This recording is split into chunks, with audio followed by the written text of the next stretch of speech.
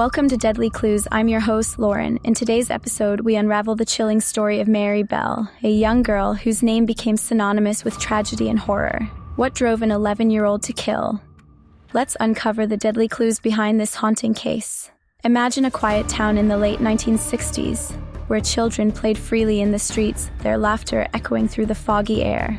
It was a time when doors were left unlocked and neighbors watched over one another like family. But that world of innocence was shattered by an 11-year-old girl whose name would forever be etched in infamy, Mary Bell.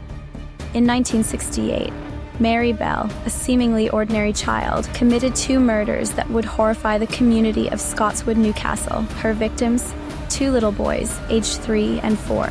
But what made Mary's case so chilling wasn't just her age, it was the methodical and calculated way she carried out her crimes. Mary had a peculiar method. She would gently massage the necks of her victims, telling them it would ease their sore throats. But her grip would tighten, and the facade of care would turn into a deadly embrace.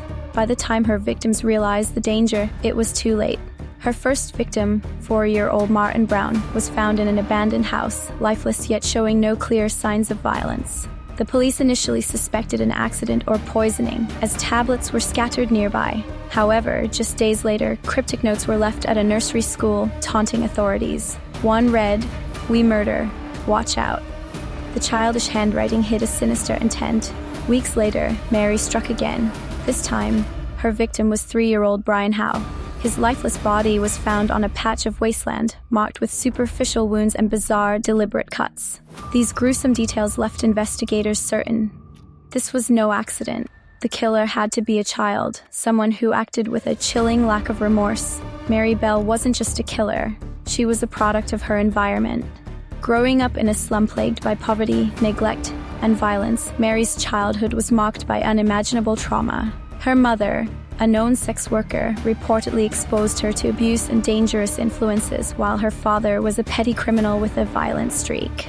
At school, Mary displayed alarming behavior, bullying classmates, showing a disturbing fascination with pain, and once burning another child's cheek with a cigarette.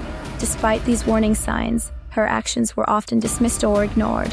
Mary's crimes shocked the nation, but they also forced society to confront an uncomfortable question. What drives a child to kill? Was Mary a born psychopath, or was she shaped by the world around her?